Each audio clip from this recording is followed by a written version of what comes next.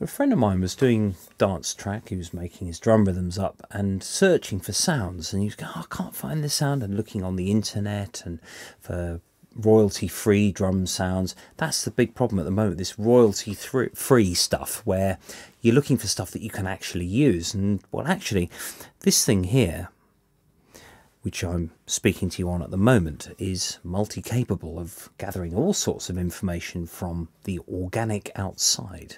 You know, you record the birds singing, or record a car going past, or something.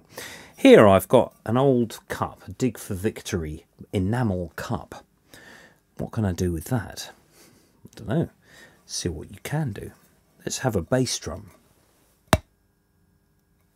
Okay, so I've just recorded that sound on here. Snare drum. And a hi-hat sound, maybe.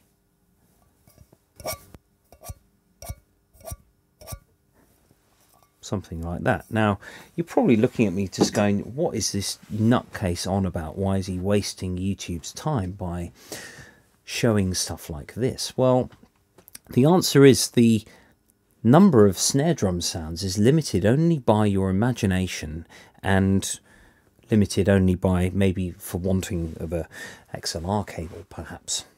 So you can just go out with, and you can do this on a phone. You can take your phone and just record some sounds. The phone mic is perfectly good, actually, and then you can import those sounds onto as voice memos onto iTunes, and then you can take them off iTunes or whatever platform you use, whatever phone you use. It could be Android, it could be anything else, you know, anything that records, and load those sounds onto your computer. And you're thinking, well, don't you need a decent mic? Well, no, you don't. You just need a mic, because everything is so subjective in terms of sounds. You can use a cheap mic. If you get the right sound, it can be your own expensive sounding drum kit or your own individual sounding kit. So what I'm going to do in the second half of this video, after the slight pause, is I'm going to call up the sounds that I've just recorded, and I'm going to tweak them to show you how you can turn them into drum sounds. So here I am sat at my ancient computer, and I'm going to play back those sounds that I recorded with the cup just now. So this one here, drum, is my bass drum. This loud one here is the snare drum. And then I've got some hi-hats. And there are your sounds there. So I've got to separate those. I'm going to do something with these to actually try and to realise exactly what I'm going to make these sound like. So we've got to realise this is a bass drum, that is a snare drum, and then my hi-hats. So if I zoom all the way in, there's my bass drum first. Now this really is not platform specific. I'm using Logic 7, which is a very, very old bit of software, but works perfectly. So I'm just going to separate that sound out now, and then I'm going to put it, I'm just going to drag it down here. I'm just going to solo this track out so that I don't hear any of the commentary that I had before. So here is the bass drum. Okay, so at the moment there's a bit much treble there for me. So I'm going to just go into my EQ pane over here. I'm just going to take the treble down and just ramp the bass up a bit. But because it's a microphone recording, I'm actually going to take anything below about 40 Hertz. I'm going to ramp that all the way off so that I don't get any nasty rumble. I just get some really good tight bass instead. So just giving this a go. Now probably the best thing for me to do is to copy this several times so that I can generate a rhythm that actually sounds vaguely like a drum rhythm. Maybe separate them out slightly more just to so ultimately I would use a sampler to store all these sounds in, and then I can play them with a keyboard. Once again, that's not platform specific. You've got to work out how your sampler works, and you've got to be very strict with your file hierarchy and where you put things. So I'm going to just cycle this round so that you can see that I can make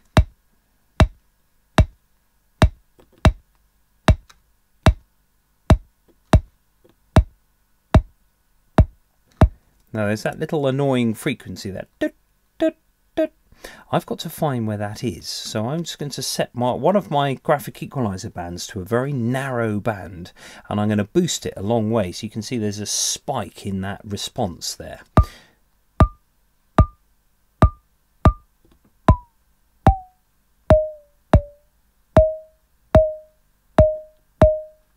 And I think, yes, it's that. So now I just put that the other way now, which gets rid of that annoying frequency, and I've cut my top end quite a lot, so let's just try boosting a bit of the bottom end.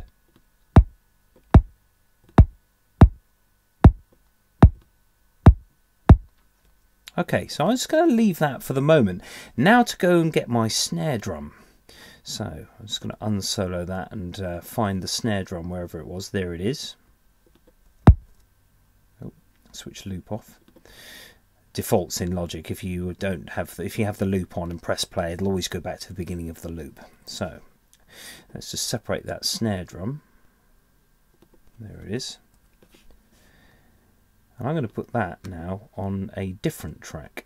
Now you can either do this, you can either make a track up with raw audio files in your operating space, or you can actually use the sampler, but I'm just going to do it this way, just so that you can hear it for now in all its sort of finery. So I'm just going to now just draw a loop box around this one snare drum, which I could have done with the bass just now, but there we go. So I'm just going to drag the that area. It's going to make it a bit longer. So I want a nice trashy snare drum sound. So I can take all the bass away for a start, which will make the mix far less cloudy when I bring that bass drum in. There we go. So you can hear there's less bass on there now.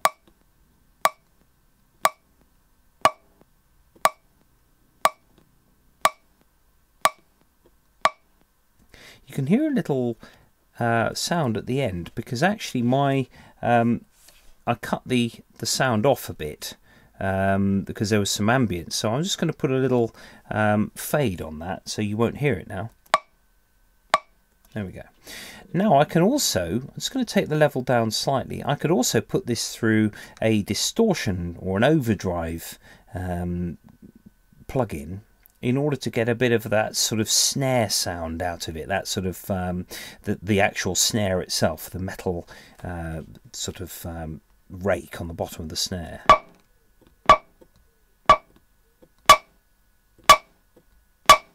Now once again there's a frequency there that's a bit manky as well, I don't want that, so I'm just going to do that same trick I did for the bass drum, just find where it is. I think it was there.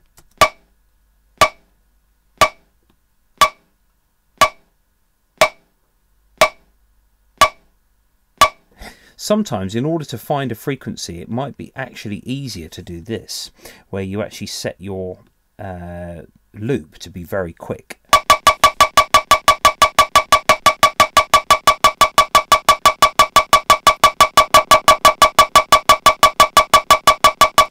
Anyway, before I drive you around the twist, I'm going to go on to the hi-hats now. So I'm just going to go back to unsolo this track, go back to find my hi-hats.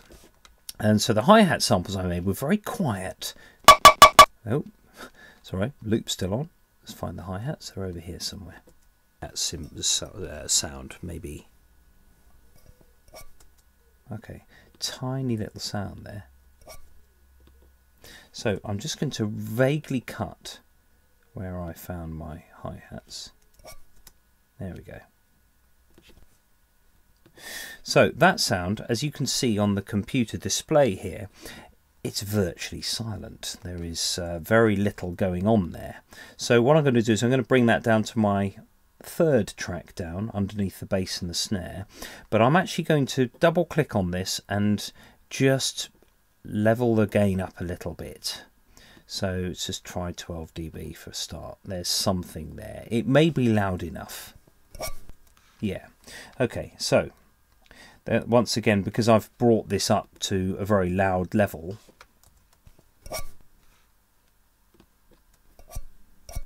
Now I would ideally like the hi-hats not to start gradually as they are there, but rather start straight away, which is the nature of a hi-hat. So what I'm going to do here is I'm just going to take that fade away for a start. Fade out 0. So there are operations that you need to go through just to make this work. Just bring that here, fade out and fade in. Just get rid of that fade altogether. So I'm going to take the initial attack away. I need a little bit more than that. Quite a quick sound, this. Okay. So somewhere between the two, I'll just put that fade out back at the end. That's not bad. So hi-hats, as we all know, have got lots and lots of top end. So let's try that. Okay, that's not too bad. It might work in context. Let's just try that as a loop. Now there's bass end there that you simply don't need.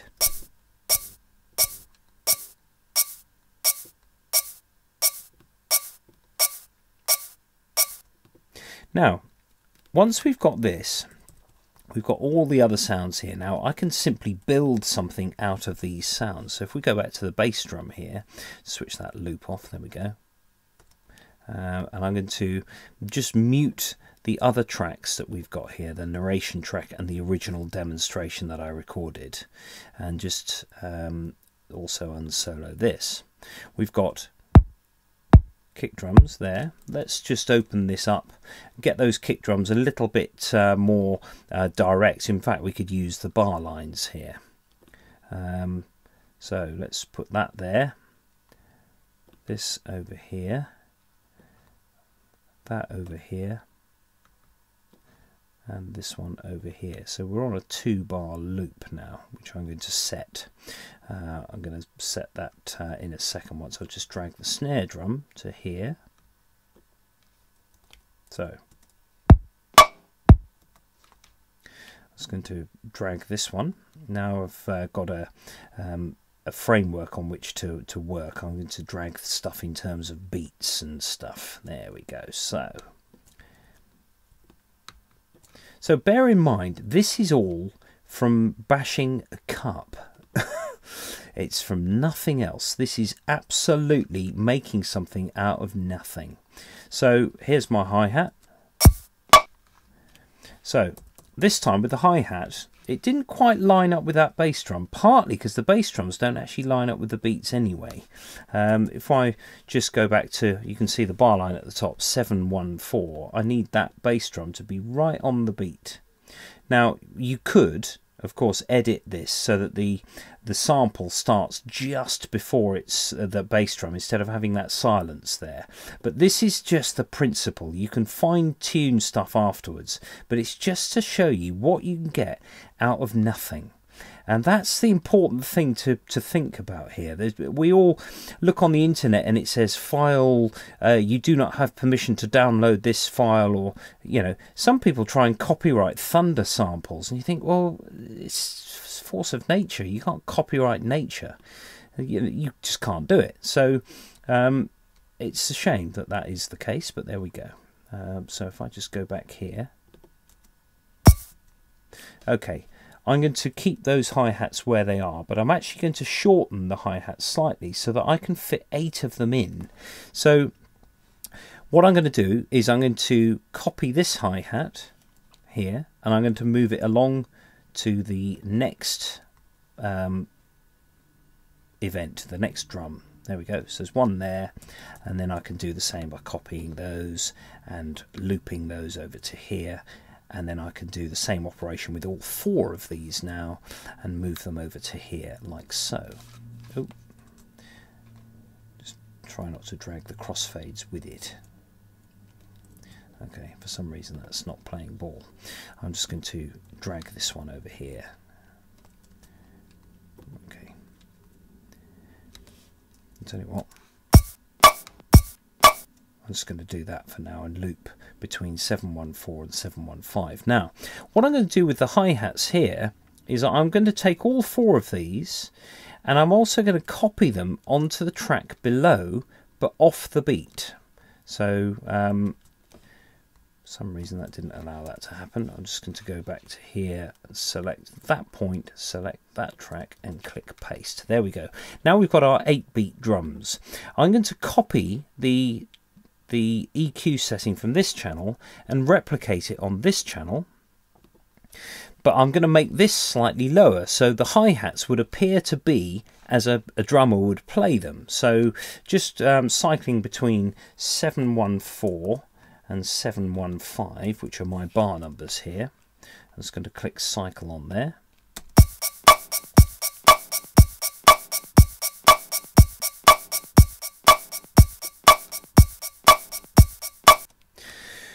And there's your drum sound. Now I could put reverb only on the snare drum, perhaps. Let's see what that sounds like.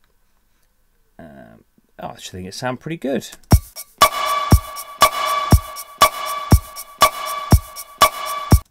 Now, you do have things like pitch shift available, which do things live, so that you can make that snare slightly deeper. Let's try that.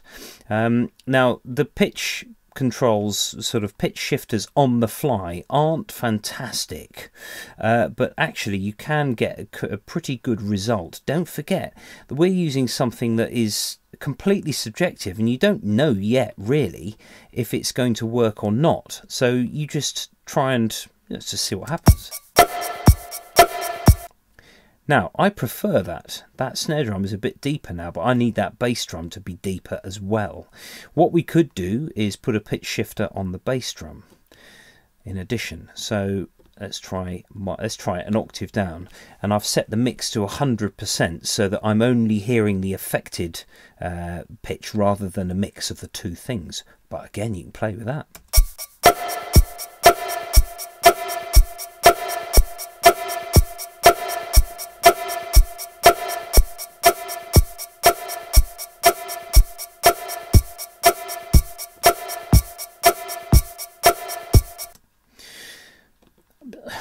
There we go. That's kind of it. That's really your sort of the main place to get to, and then you can put them on a sampler if you like. And I'm going to maybe put a little bit of delay on those hi-hats, perhaps.